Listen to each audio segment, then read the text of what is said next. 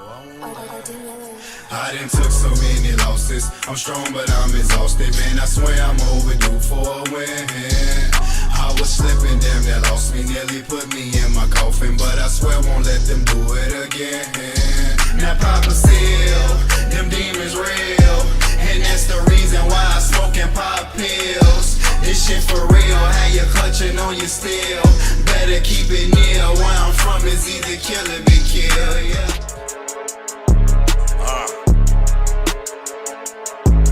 Go. I'm bull kid, nigga. Who bull is, nigga? Son of the bull, you know what the fuck is going on. You know, 20 some odd years ago, niggas hated on my daddy. 20 some odd years later, niggas hating on his son the same way. If I ain't little bull, then tell me who is. If you hate it from the start, nigga. I've been ballin' bitches. I'm about to ball this beat. Ball it the fuck out. It's the Birdman, baby. You know, La Familia Billy. Been ballin' bitches since my younger days. That's why these niggas hate. You want to ball a bitch, just ball her, don't mention my name. When niggas play them type of games, I think that's kinda lame. He thought he had some type of juice for fucking on my main. Birdie keep it. And I'ma fuck his bitch and have a threesome with her friend. Yeah, and when it come to beef, I'm not gon' let up. We don't do no body shots, we hit you from your neck up. Fucking with the doctor, boy, you bound to get a checkup. I thought I told you in the race that La Familia next up. Catch up, baby, bust it open, let me slide in. Up that automatic, nigga, fad in. Not a bullet, touch me, pussy, try again. I get the fine in, clean up on Al 10. First off, shout out the duck, you did your thing on this slab. Whole family bang trays, I was raised as proud. In the booth, I spit the truth, that mean I tell no lies. Can't put your trust in these hoes and shit. Yo, we got Macamilli in the building, and I got a special guest on BirdTalk, man. The infamous, the one and only Stunner 13, man. Give it up for my boy, man. That man putting in work, man. You know what the fuck is going on? What's up, my boy? Feeling, man? All good, man. I'm all good. Enjoying this lovely day. Hey, welcome to BirdTalk. I'm on the BirdTalk, goddammit. I feel so far, man. Man, bro, I ain't gonna lie. Own shit, man. Being interviewed, man. It feel good, bro. Especially after all these years, man. And me grinding and putting in hard work, man. So I'm fucking finally can sit down and chop it up, man, and get an interview out there for the people. It's definitely well needed, gang. For sure. I want to get right back. I want to get right into it. Like, you know what I'm saying? You got a like crazy body of music work. I feel like you got out, man. Yeah. You got albums and shit. That's what I call them, because you call them albums. I'm going to call them mixtapes, because like you take your time with them, bro, and then when they come out, like I feel like I saw the growth from them 1 through 3, gang. Yeah. So like I want to ask you, like, how do you come up with your creativity, like the process of writing a song? Or do you freestyle, or do you sit down and write and vibe about and think about it? Bro, to be honest, like, you know, certain shit I probably, you know, I freestyle, you know what I'm saying, if I want to just get out something out the way real quick. But as far as like telling my story, bro, I think I gotta really sit down and perfect that into how it really happened. You know, a lot of shit that went on in life is really how I get a lot of my music. You know what I mean? As far as what I'm saying, that's the shit that I've been through. Yeah, you know what I mean? So it's definitely my story and my, you know what I'm saying, in my eyes, the way I walked it and the way I, you know, been through it and talked it. So that's how I give it, you know what I'm saying, for the people. So I'm saying, like, how do you do it? Like, are you like you at the crib by yourself, like in a room, like you by yourself, focused mentally, or like? Bro, I could be at the crib, I could be at work, I could be anywhere, bro. If I get that feel and I got something in my head, I'm gonna hurry up and do what I need to do for me to, you know what I'm saying, get it out. I might even pre-voice record myself right then and there, just so I won't forget what I need to say right then and at that point. You know what I mean? That's because, you know, motherfucker be off the marijuana a lot. But other than that, shit, bro, it don't matter where I'm at, bro. If I'm feeling something musically, I'm gonna do it. Okay, so do you like to make the song or perform the song? I like to What's better? Like what? Making it. You like to make it? Shit. That's that premium, that doty. man. My bad, y'all. It's that Maserati ones, man. You know what I'm saying? I'm gonna say making it first, bro. Reason why I say that is because fucking don't nobody see what you going through far as you making it. You know what I mean? That's the true process. Getting on the stage and performing it, that's the easy part. Okay. Where you get your rush from? Is it when you make it and hearing it, you get that rush, or when you performing it and like the crowd really fucking with you? I'm gonna say, bro, when I'm making it. Making it? Because I know I'm excited for what the crowd gonna do when I drop it, because I know it's gonna be that. So if they don't react like how you thought they was gonna react, do that like discourage you or no? Nah, it ain't gonna discourage me. Maybe it just ain't hit the right crowd that I needed for it to hit yet at that time. Okay. This probably like 3 years ago. I'll bring you out. I had a show. We was in 100, about 115 or something. I think they was like BDs is over there. Oh yeah. And it was just me and you in front of them. Yeah. You know, we had all this shit on us and shit, but you know, that was their little territory. Yeah. And like, for the most part, it was cool though. It wasn't no like rah-rah nothing. Everybody was performing and motherfuckers, you know, it was a decent vibe. But I went up there and rocked my shit. You know, the crowd was fucking with me, but it was like you still a little mad, you know. Yeah. You went up there and performed that fucking Hush, and that bitch turned up. Like, do you remember what I'm talking about? Yeah. So how did that make you feel? I'm talking about they was turned up. Yeah, motherfucker, oh, talk that shit. I'm looking like they going like just off the shit you saying. Like they really fucking with that shit. I think what it was, bro, when we first walked in there, all eyes was on us already from our, you know what I'm saying, from our presence, our persona. So Exactly. when we got on the stage, it was more, alright, they watching us type shit, like seeing what it is and what we on. I think that one particular song I had said something about breed. And that's when they was like, oh, okay, fool, you know. That's when it started. Because remember, they got on the stage with us. Yeah. So I think what it was, bro, of me really trying to control the temperature in the room.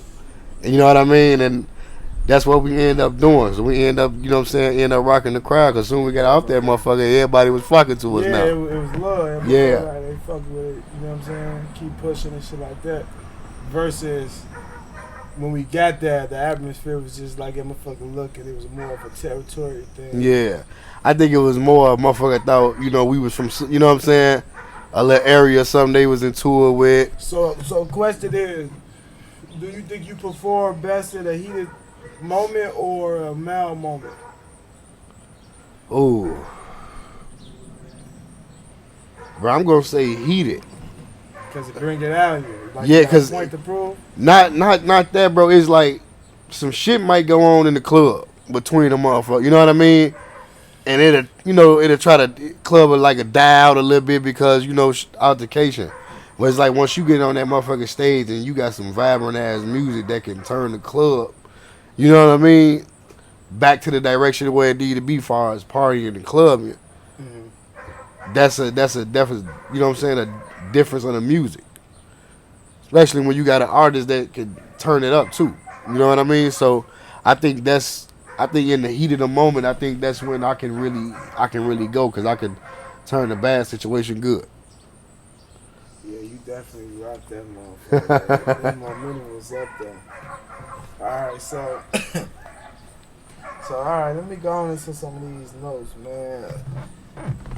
Yeah, I see you got some questions for me, baby. The whole I mean, it's just a little, you know, whole little page something, full over there. Where was your mindset going into the first I Got a Story to Tell? Man, bro. Was you really feeling like you had a story to tell?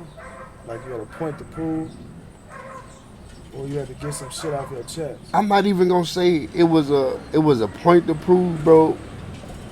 It was just to have to show that I'm not that. You know what I mean? Or whatever y'all think it is. Right. I'm me. Um, Bro, the first time I dropped I Got a Story to Tell 1, I was at the GCI Summit. I'm in there performing Kanye up there. He literally next to me like this, gang. I'm signing my name in. I must have motherfucker look. The nigga sitting right next to me. Everybody else so starstruck, you know, and shit. I'm just like, what up? I'm so more focused on getting my music in this room so I can get heard. I ain't even thinking about what the fuck Ye got going on. Not even knowing that he upstairs in the room too. So I get there this summit or whatever. My album had just dropped on Apple Music.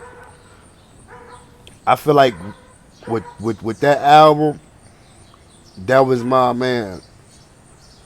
That was my blood, sweat, and tears to really show who I am as an artist, what I can do, and how far I can go. And I think especially around at that time, you know, around one I was going through, you know, a little shit. So for me to, If you're man elaborating a little bit of what you was going through for the people to know, they don't never stop. man, bro, I was going through street shit, family shit, girl problems, you know what I mean? So it was like it was just a lot of shit around, bro, that a motherfucker, you know, was really trying to, you know, push to the side to stay humble for so I can get to the greater good. But it was like, man, it was so much shit that was weighing me down. But the only way that I feel like I could got that out at that time was through my music. Okay. What's your favorite song on one? On one, whoo, I got three. I'ma just. Ask I got a couple on one that I can say that's my I'm gonna just ask you about your mindset and coming up with the truth. Is that the Truth Part 1 or Part 3? I think it's one. The first Truth? Yeah. No, I think that's part. On Story to Tell one, that was part 3, right? That was Part 3. Yeah.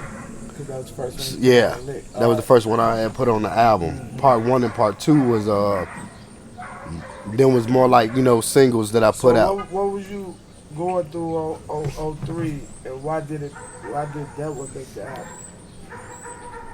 That one right now, number 1 top on the I Got a Story to Tell 1. I got the Truth Part 3 featuring She Money. Mm-hmm. I think that one was top because shit, for number 1, you know, first and foremost, I want to say rest in peace to, you know, Rashida Hicks, man, She Money. I think that one was top because we both told our story on that track. And then it was both about, you know, stuff that happened in between our lives, you know, apart, and then it was told about what happened with us together. So I think that's what made that song what it was, bro, because I feel like a lot of people can relate to the Truth Part 3. Really to all the truth, but for that specific one, I definitely think a lot of people can relate for me and her being on the song and telling our, you know, perspective on both of our ends. So did that make y'all friendship come closer after that? Then at the time it was rocky then. It was just, you know, we did something together coming, you know, to the studio or whatever, and you know, made the song. I would say I would like for us to do more music because I had a plan and she was a part of it. You know what I mean? So I feel like, you know, I can't say what really, you know, went on. You know, I could just say life. You know what I mean? I just wanted her a part of what I had planned for as the music, and I know she could have dominated.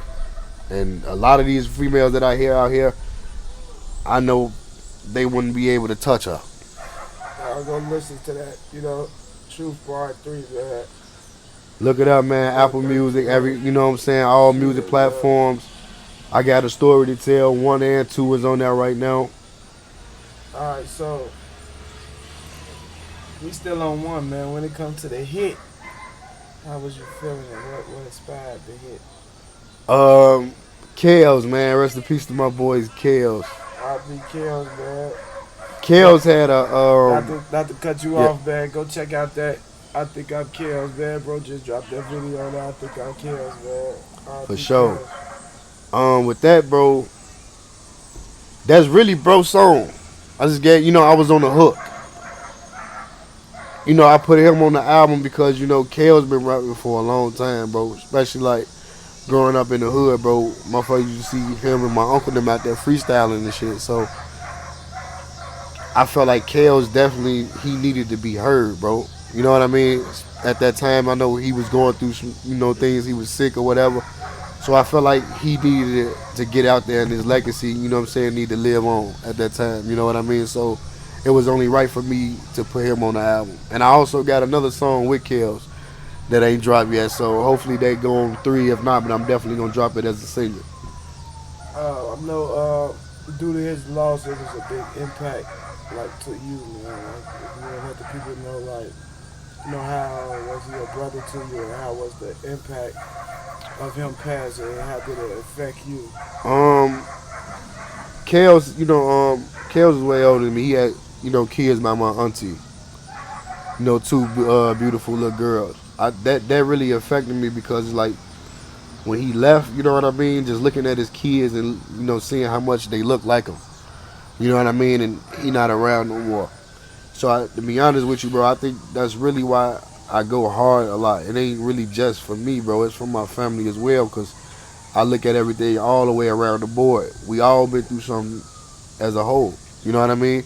Not just individual. So my goals was really to, push this music shit so I can change, change the way for people. You know what I mean? Make a difference. So you gonna make sure, like, your music, like, it represent him, like, you gonna make sure you're doing it for him, or, like, you know what I'm saying? Yeah, especially at the time of, that song, I definitely was doing that for him. And you know what I mean? And getting him in the studio, that's what we was doing before, he passed, trying to get him in the studio to record his music. So that really was the goal. I can most say, like, that situation definitely had an eye opener for me to go hard too. You know what I mean? To really stay out the out of shit and just to keep focused on the music. So that's what I think. That situation and all other little situations that I've been through definitely changed me to do better as far as the music and in life in general. Alright, man, we gonna come back to a little short intermission, man. Go check out, bro, video, man. Go support, go like, go do all of that. Huh?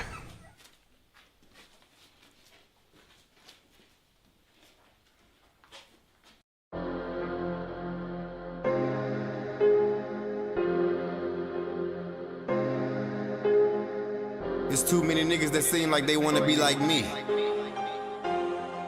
but they can't be like me. SBZ, baby, I'm back. Let's get it, let's get it. 1300 shit. I get lots of money, bitches love me, bet they wanna fuck me. I see I get money, but they honey, they won't even touch me. This 4-nickel jam, when I blam, I guess you got lucky. I come back, go ham, with this 7, leave that polo bloody. I get lots of money, bitches love me, bet they wanna fuck me. I see I get money, but they honey, they won't even touch me. This 4-nickel jam.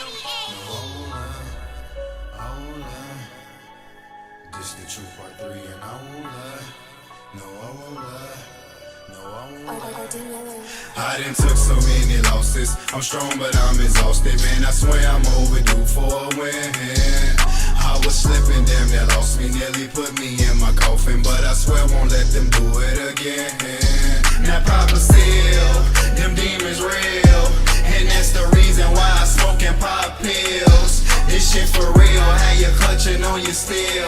Better keep it near, where I'm from is either kill or be killed, yeah. Kill or be killed, got me gripped. gripping my steel. Flashbacks of that night, ran down Marshfield. Up in traffic with Skirilla, dropped them off to the crib. Off a double couple yak, plus I popped me a pill. Yeah, flying down the one, bitch, I'm rolling. Yo, we back, man. Stunner 1300. You know how we coming. For sure. Alright, I'm jumping right in. Hey, so I know you got like, you know, kind of similar of the best of both worlds. Like, you know what I'm saying, upgrowing and living, you know, Midwest and the North. You know what I'm saying, all of that, the West, North. So can you give me a little summary of your upbringing of, you know, how you came up and grew up and where you grew up at? Man, you know, born and raised in Chicago, man. The village to be exact, you know, where we started off down there in Ashland, Roosevelt, all that area down there, but UIC.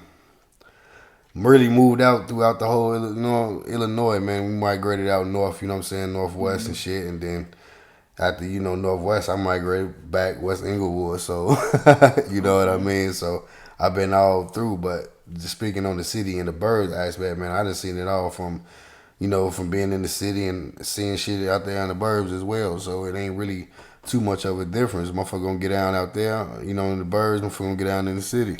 Okay, so I saw your last interview with Huncho, and he was just giving his little intake.